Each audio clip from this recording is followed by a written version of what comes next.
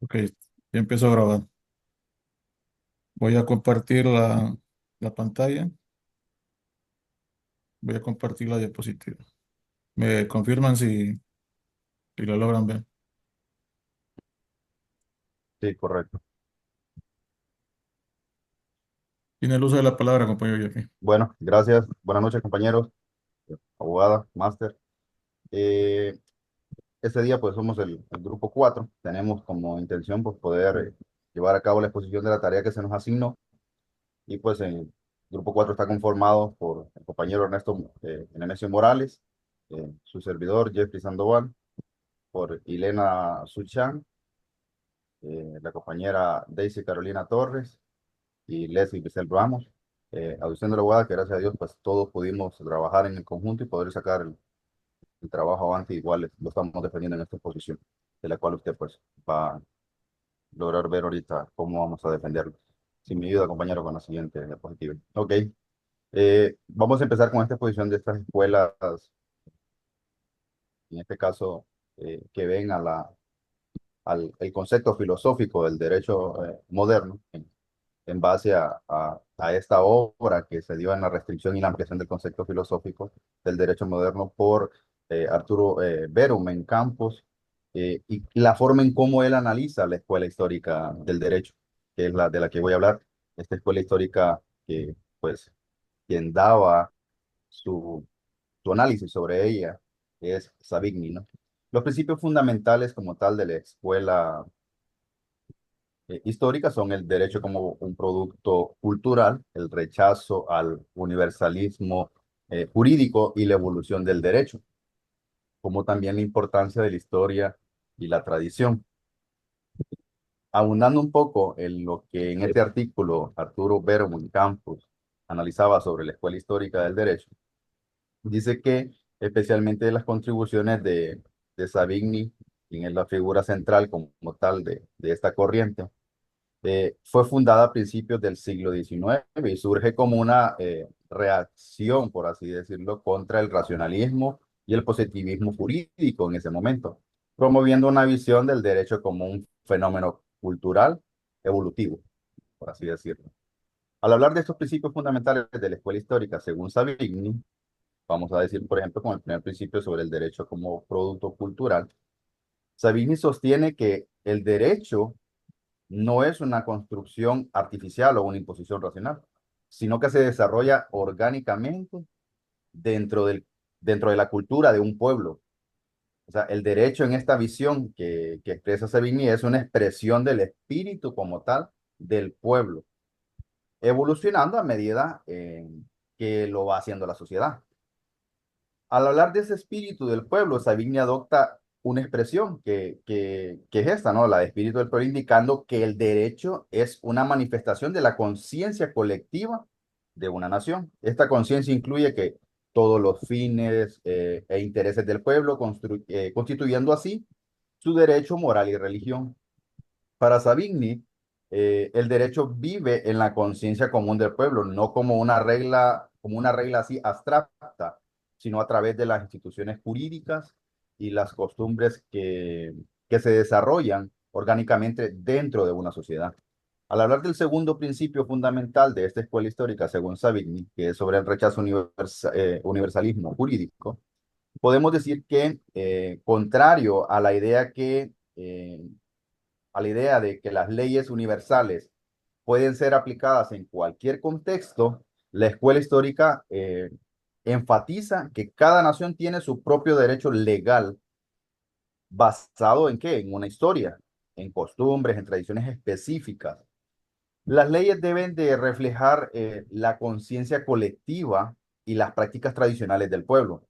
A esto bien, aunque se le reprochó por el concepto de pueblo, que es una abstracción, Savigny reconoció que dentro de un pueblo pueden existir múltiples subgrupos, como ciudades, pueblos, corporaciones, que se desarrollan con sus propias normas jurídicas específicas junto al derecho común del pueblo. En el tercer principio, en esta escuela histórica, que es la evolución del derecho, Savigny ve al derecho que dice que el derecho evoluciona gradualmente a través de las prácticas y las experiencias que la misma historia le va dando. No es algo que pueda ser creado instantáneamente, o sea, como decir, ahorita lo pensé y así fue, sino que a través de decretos legislativos o teorías racionalistas que la misma historia ha ido dando. La jurisprudencia, por ejemplo, en ese sentido, tiene un papel crucial, ya que los juristas interpretan y aplican las normas conforme a la tradición legal. Savigny veía el derecho como un producto de la evolución cultural y espiritual de la humanidad. Lo que ocurre en cada pueblo individual refleja aquel espíritu universal de la humanidad. Este espíritu universal se concreta en el derecho a través del trabajo de los juristas y la ciencia del derecho forma parte de ese espíritu del pueblo, influenciando la legislación en las decisiones judiciales, aunque también pueden llevar una rigidez excesiva si se codifica de una manera muy estricta. Y al hablar del cuarto principio, que es la importancia de la historia y la tradición, aquí podemos decir, bueno, que la historia del derecho, pues, es esencial para entender y ampliar todas las normas jurídicas. Savigny subrayaba que la importancia de estudiar el desarrollo histórico de las instituciones legales es para comprender su naturaleza y función en el presente. Hablando en la siguiente diapositiva, que podemos hablar sobre de esta postura de Savigny sobre las influencias en el derecho moderno. Aquí podemos decir que en este artículo de Berumen, la Escuela Histórica del Derecho dice, según la interpretación de Berumen Campos, ofrece una restricción al racionalismo estricto del derecho moderno al enfatizar la naturaleza evolutiva y cultural del derecho. En resumen, podemos decir que eh, esta visión se contrapone a las aproximaciones mecanicistas, por así decirlo, y racionalistas, ofreciendo una comprensión más rica y contextualizada de las normas jurídicas. La escuela histórica del derecho, según esta interpretación en este artículo de Berman Campos, ofrece una restricción al racionalismo estricto del derecho moderno al enfatizar la naturaleza evolutiva y cultural del derecho, pero también una ampliación al enriquecer la comprensión del derecho mediante qué? Mediante la inclusión de la historia, lo que hablábamos, la tradición en su análisis y aplicación. Savigny consideraba que el derecho debía ser interpretado y desarrollado a partir de las costumbres y tradiciones de un pueblo y que cualquier intento de interponer un sistema jurídico ajeno a estas costumbres estaba destinado al fracaso. Esta es mi participación hablando sobre lo que es la escuela, perdón, histórica de Savigny. Le vamos a dar paso al compañero Ernesto Morales para que nos pueda hablar sobre la escuela de la exégesis. Sí, Continúe, compañero. sí, muchas gracias, compañero Jeffrey. La escuela de la éxesis de de Hans, ¿qué? Bueno, esta escuela nos habla de que todo inicia con la aprobación del Código Napoleónico en el 1804, ¿verdad? Esto fue antes de la escuela, como habla el compañero Jeffrey, de la histórica de Savigny, pero su influencia es a partir de entre 1825 y 1880. Ya vemos que Savigny se refería a los aspectos naturales y culturales para crear y aplicar el derecho. ¿Va?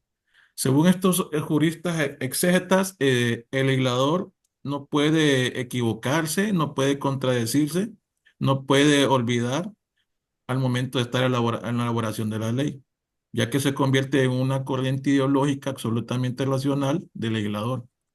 ¿Por qué esta ideología? Porque todo se obedece a alguna necesidad social o a una o política. Se aceptaba esta ideología porque el jurista tiene una doble conciencia de la realidad. La primera es que hay una crítica porque lo hacían a través tomaban como la ignorancia, la corrupción o el poder del mismo legislador. Y la dogmática, que es que cuando se aprobaba una ley debería obedecer, debería de obedecerse y respetar. Entonces ahí es donde se volvían exegetas, perdón. Al buscar esta voluntad del legislador, existen dos tipos de exegetas, los ideológicos y los técnicos. Ese exegeta ideológico es el que está a favor de todo lo que es la ideología política, Por ejemplo, cuando se habla de ahorita del Partido Libre, cuya ideología política es lo que es la parte del socialismo. Y esa exégesis técnico es la que está en contra de esa ideología, o sea, el inversa de la exégesis ideológica.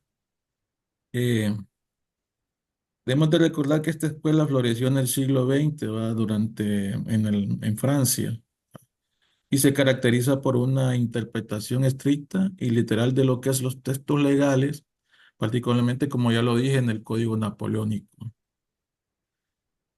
¿Qué es lo que hacen al momento de interpretar el derecho? Pues lo hacen de manera semántica, porque amplían o restringen la connotación de una expresión relevante a una norma oscura para restringir o ampliar esa denotación de la misma. O sea, cuando hablamos de connotación, estamos hablando cuando estamos determinando el significado de una expresión según las características, los elementos y factores de la cosa. O sea, eso lo aplica el legislador, el que lo connota.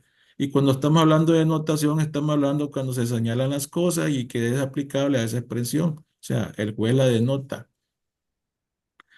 Eh, En síntesis, el éxesis lo que busca es darle ese derecho a la voluntad del legislador. O sea, ya que no comparten la voluntad, como hablaba el compañero Jeffrey, de lo que es la voluntad del pueblo, sino que el legislador, que es la misma ley. Porque supone que el legislador es racional. O sea, para Roberto, podemos hablar del jurista Roberto Bernengo, perdón, que dice que el legislador para ellos es un Dios. O sea, para el exegeta es el Dios en sí mismo. ¿Cuáles son los principios fundamentales? Pues hablamos ahí en una diapositiva que está hablando de la primacía del texto legal, de administración de la criminalidad jurídica, el sistema cerrado y complejo y completo. El éxtasis en la primacía del texto legal, el éxtasis pone un énfasis externo en el texto de la ley. Los jueces y los juristas deben de adherirse de manera estricta a las palabras de los códigos, o sea, lo que está expresamente estipulado en la norma, y que sea a la ley vigente sin introducir a ellos interpretaciones subjetivas o personales. Cuando se hace la administración de la criminalidad judicial, esta escuela limita la discrecionalidad de los jueces, quienes no deben crear derechos, sino simplemente aplicar el derecho tal como está escrito. La criticidad judicial eh, se ve como una amenaza para la certeza y la dignidad de la seguridad jurídica.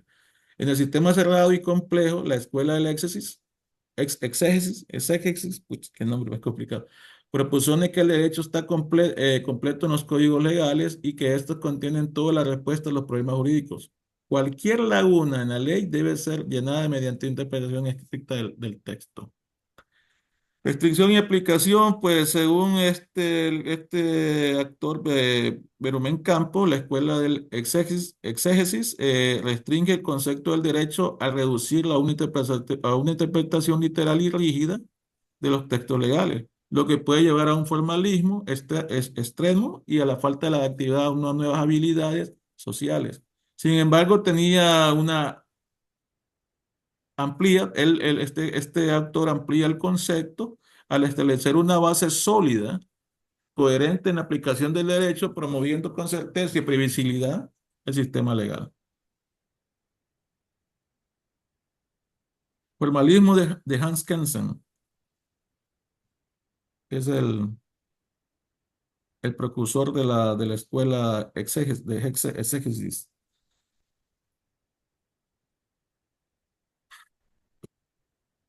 Hans Kelsen, en su teoría del derecho puro abstracto, ¿va?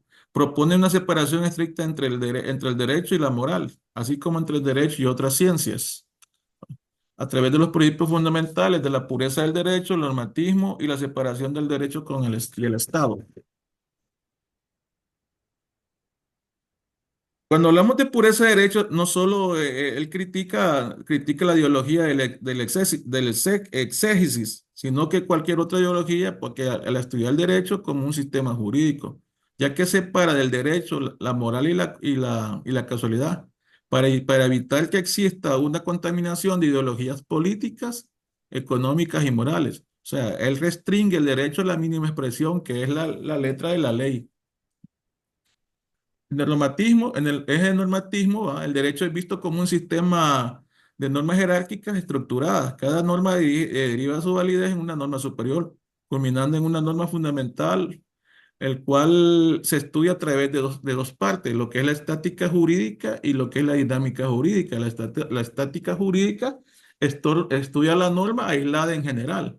Y la dinámica es la que considera el derecho como un sistema de normas que regula su propia creación, ¿verdad? Este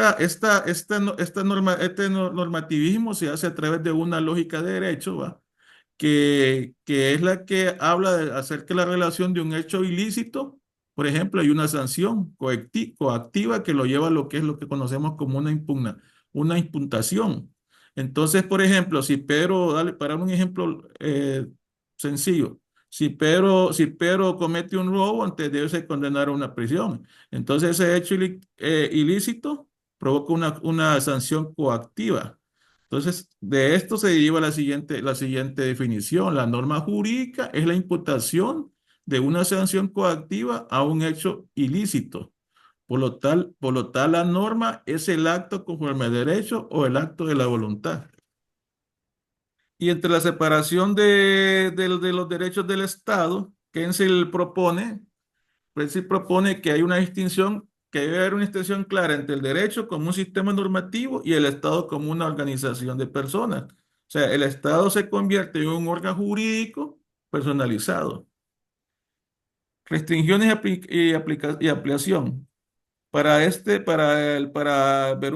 Berumen Campos, que observa el formalismo del Kense, restringe el concepto del derecho a excluir cualquier consideración extrajurídica y al insistir en una estructura normativa cerrada y en esta pureza metodológica puede llevar al derecho a su desvinculación de la realidad social y la moral.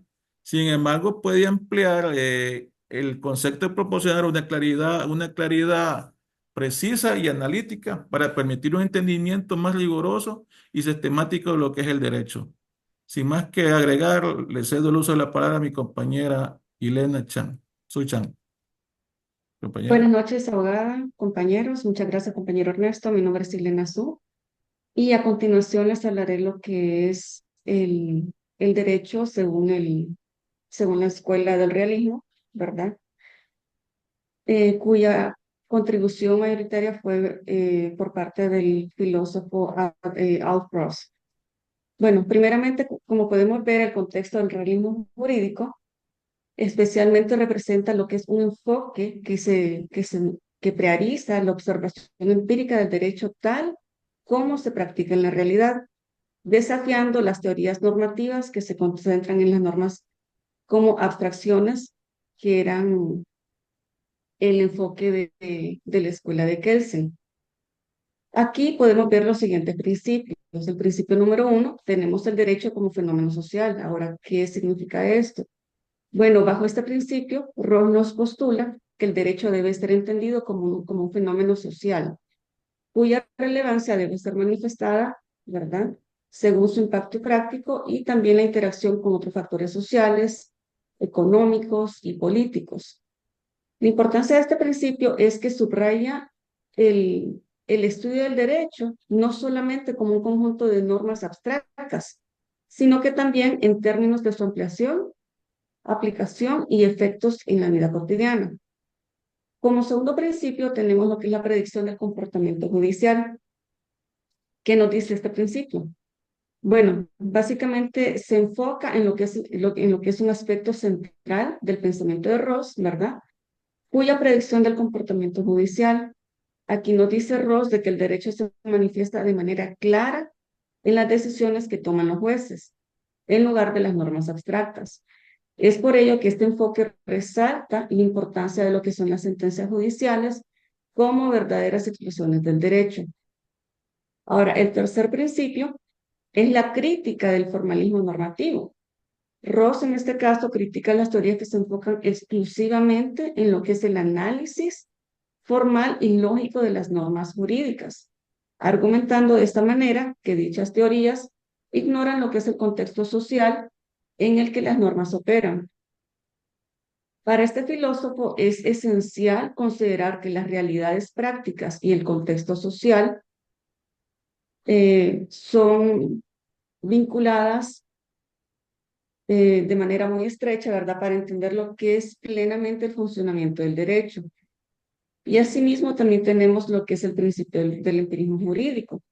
Este principio nos indica de que implica básicamente lo que es el estudio del derecho en lo que es la observación y el análisis de cómo las leyes son implementadas y aplicadas a su vez en la vida cotidiana.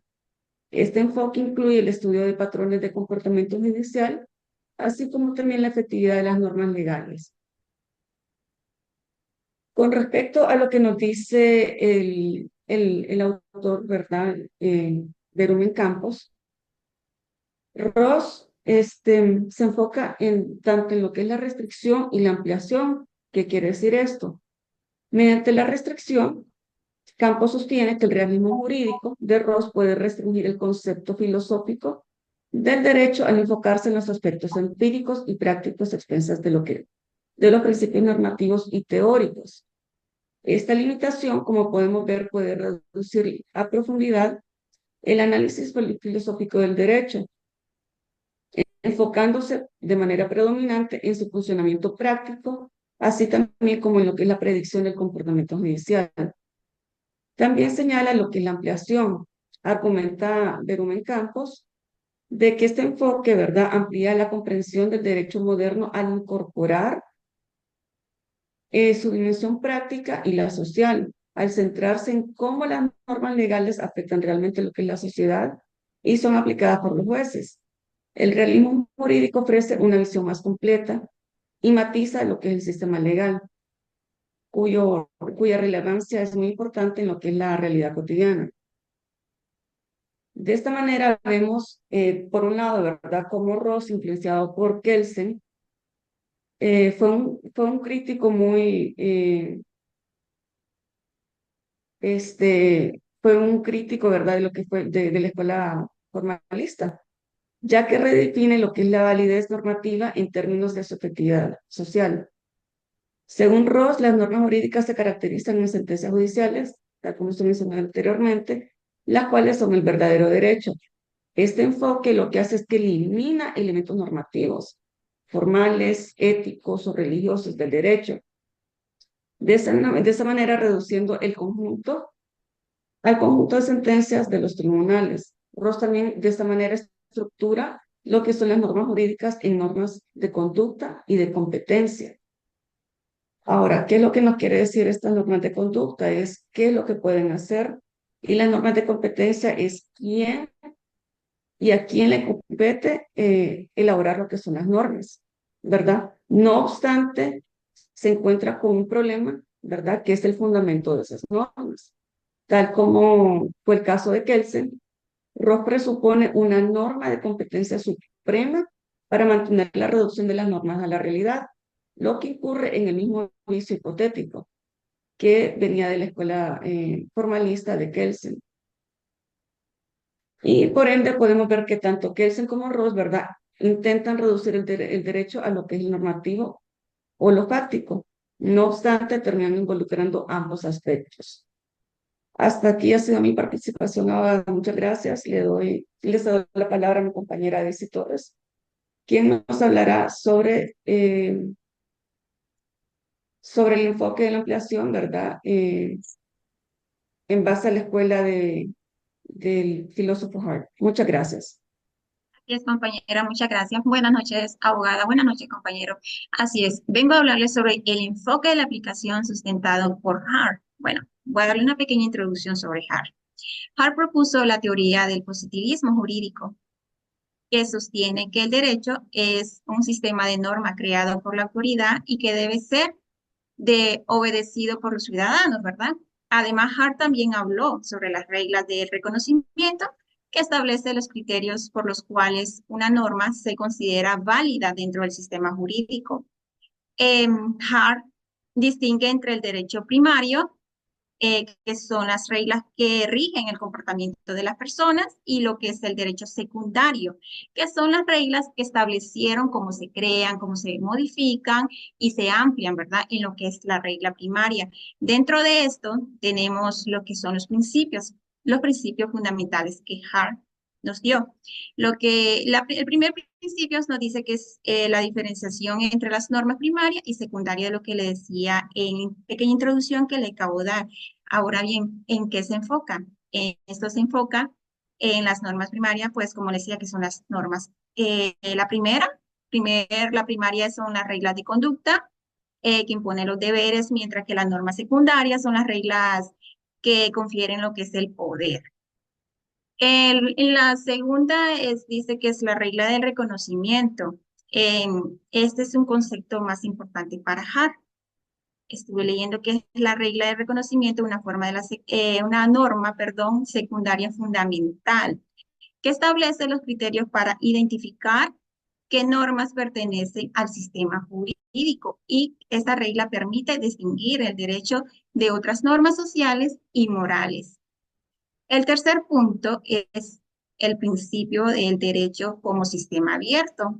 Este derecho como un sistema abierto de normas que requiere interpretación y aplicación en el contexto específico, pues esto reconoce la interpretación, las necesidades de discrecionalidad judicial y la importancia que tiene el papel de los jueces en lo que es la interpretación del derecho. Como número 4, positivismo inclusivo. En su teoría permite una cierta inclusión de consideraciones morales en la interpretación del derecho, especialmente cuando la regla de reconocimiento incluye criterios morales. Siguiente diapositiva, compañero. Ahora tenemos lo que es la ampliación del concepto del derecho según Verum Campos. En el punto número 1 tiene el reconocimiento de la complejidad del derecho. En esto, Hart amplia lo que es la comprensión del derecho al reconocer su complejidad interna, diferenciando entre diversos tipos de normas y funciones dentro del sistema jurídico. Como segundo punto, tenemos lo que es la integración de la dimensión social. Esta regla tiene reconocimientos y otras normas secundarias, donde Hart integra la dimensión social, lo que es el derecho, reconociendo que el derecho no solo es un conjunto de reglas, sino también una práctica social que requiere aceptación y reconocimiento en lo que es la comunidad jurídica. Como tercer punto está lo que es la flexibilidad y adaptabilidad. Esta teoría de Hart permite una mayor flexibilidad y adaptabilidad del derecho al reconocer la necesidad de interpretación y la posible inclusión de criterios morales.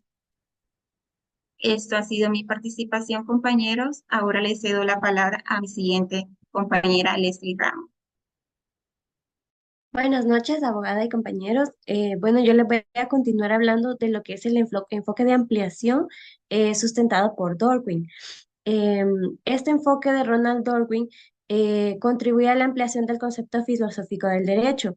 Él hace una crítica al positivismo jurídico y el desarrollo de su teoría está basado en principios. Estos principios tenemos que el primero es el derecho como interpretación. Dworkin sostiene que el derecho es una práctica interpretativa, que los jueces no solo aplican las reglas, sino que también interpretan estos principios subyacentes de la justicia. Esta interpretación debe buscar la mejor luz posible para el sistema en conjunto. Eso quiere decir de que no solamente es de que existan reglas, sino que deben de saberse interpretar, deben saberse aplicar de una manera correcta. El segundo principio es principio versus reglas. Aquí se distingue las reglas entre los principios. Las reglas son aplicables 100%, es sí o no, se aplican en una totalidad, mientras que los principios tienen un peso que debe ser considerado en la toma de decisiones judiciales. Es decir, ya hay más análisis, más interpretación, y la regla es algo textual que tiene que aplicarse sí o no. El tercer principio que tenemos es derecho como trumps. Darwin argumenta que los derechos individuales funcionan como trumps, que significa triunfos, sobre las políticas generales. Esto significa que los derechos deben ser protegidos incluso cuando contravienen intereses colectivos. Es decir, que tiene que prevalecer porque su mayor prioridad es el bienestar general y no bienestares propios, por decirlo así. El último principio es el derecho como integridad. En su teoría del derecho como integridad propone que los jueces deben interpretar las leyes de manera que presenten el derecho en su mejor forma moral y coherente. Esto implica una continuidad y coherencia en las decisiones judiciales. Siguiente diapositiva, por favor. También tenemos lo que es la ampliación del concepto de derechos según Veromer Campos.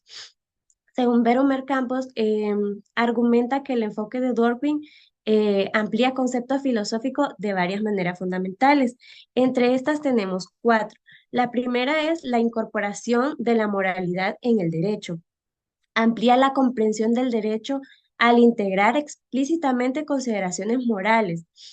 A diferencia del positivismo jurídico, que separa el derecho de la moral, Dworkin sostiene que los principios morales van muy relacionados con el derecho. Argumenta que los principios morales no son nada externo, sino que forman parte de él y que es fundamental que la moral esté unida con el derecho. El segundo que tenemos es el énfasis en la interpretación judicial. La teoría de Dworkin subraya que el papel activo de los jueces es la interpretación del derecho. Esto amplía la visión del derecho como una práctica dinámica, que es lo que mencionaba anteriormente. No es tan, es muy importante la norma, pero también es muy importante el interpretar bien la norma. Otro es la protección de los derechos individuales. Al poner énfasis en los derechos como trumps, que mencionábamos antes, que eran triunfos, Dworkin fortalece la protección de los derechos individuales frente a las políticas mayoritarias o unitarias. Esto amplía el marco normativo del derecho, destacando la importancia de los derechos fundamentales en el sistema jurídico. Y por último, tenemos la coherencia y continuidad del sistema jurídico. La idea de derecho como integridad promueve una visión de derecho como un sistema coherente y continuo. Esto implica que las decisiones judiciales deben ser consistentes en estos principios morales y legales existentes, lo cual amplía la comprensión del derecho en una práctica interpretativa e integrada. Entonces podemos decir que Ronald Dworkin amplía el concepto filosófico del derecho al integrar lo que es la moralidad y enfatizar en que todo se basa en la interpretación jurídica que se le da a la norma para proteger los derechos individuales y promover la coherencia y la continuidad en el sistema jurídico. Bueno, esta ha sido mi participación. Excelente. Esta ha sido Bueno, nuestra compañeros. participación del grupo número 4. Muchas gracias a todos por haber participado en la misma.